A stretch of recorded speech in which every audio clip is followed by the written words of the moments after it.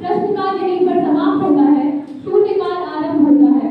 शून्यकाल का प्रश्न क्रमांक के कुमारी अल्पना त्रिपाठी। धन्यवाद माननीय अध्यक्ष जी, आज आपने मुझे यहाँ पर सभी के समक्ष अपनी बात को रखने का अवसर प्रदान किया। मान्यवर, आज मैं लोकतंत्र के इस मंदिर में देश की सबसे बड़ी पंचायत में मुझे मेरी बात को रखने का अवसर प्रदान हुआ, यह मेरे लिए गर्व का विषय है।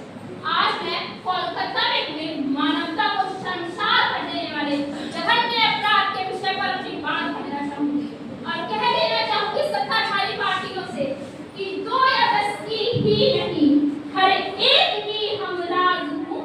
बात कहने की दिशा में एक नया अंदाज हूँ। दिल या कानों की जगह मस्तिष्क से सुनिए मुझे, क्योंकि मैं अबला नहीं, इस देश की आवाज हूँ।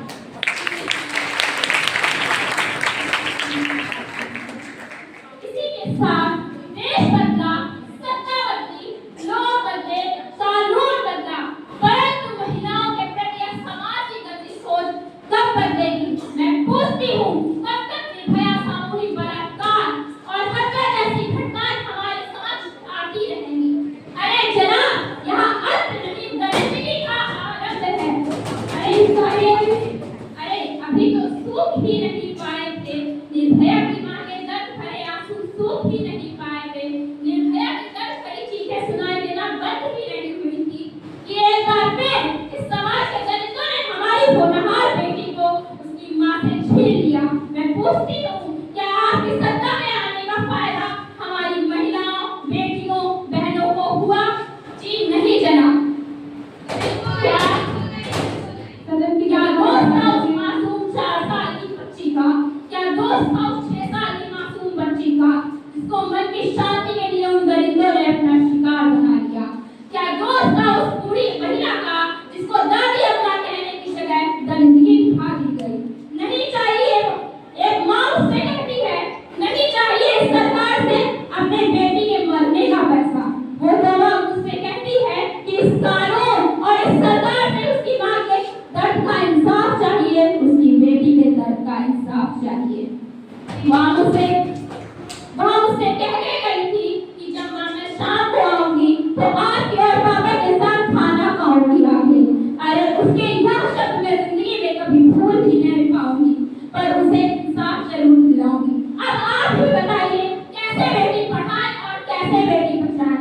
क्योंकि जो बेटियां पढ़ती हैं वो बचती नहीं, और जो बचती हैं वो पढ़ती नहीं।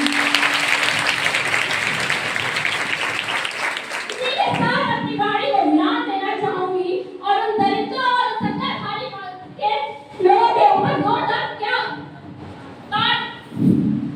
डर तमाचा मारना चाहूंगी और कुछ पंक्तियों के साथ उनको रूबरू करना चाहूंगी कि दलित देखकर इंसानों की जानवर भी शर्मसार है। दलित देखकर इंसानों की जानवर भी शर्मसार है। अरे यह कैसा देश बनाया हमने जहाँ हर रोज बलात्कार हो रहे हैं, जहाँ हर रोज।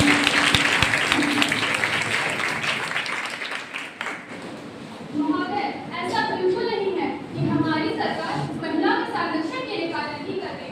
श्रीमान, महिलाएं हमारी माँ, बहन, बेटी हैं और इनका सम्मान हमारी सरकार करती है। माननीय अध्यक्ष महोदय, मैं आपके माध्यम से अपने साथी और सदन को यह अवगत कराना चाहती हूँ कि भारतीय कानूनों में कायदे महिलाओं के यौन उत्पीड़न अधिनियम 2013 से महिलाओं को संरक्षण प्राप्त किया गया है तथा बलात्कार के लिए धारा 376 के तहत 10 साल की सजा का प्रावधान है। श्रीमान, ऐसे जघन्य अपराधों से हमारी सरकार अनजान नहीं है।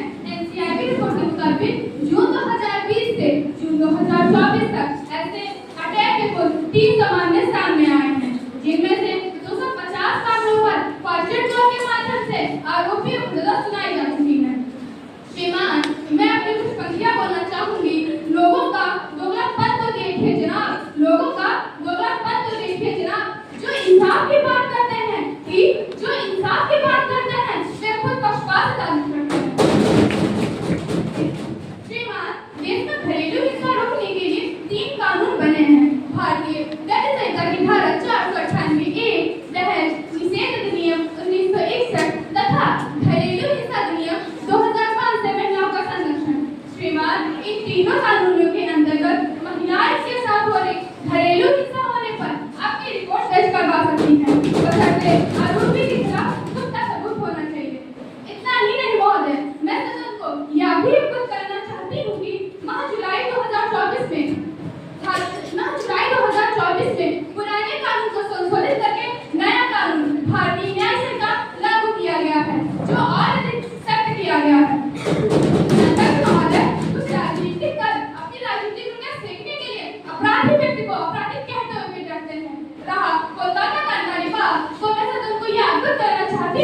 केंद्र सरकार के द्वारा उपलब्ध करके परिप्रेक्ष्य में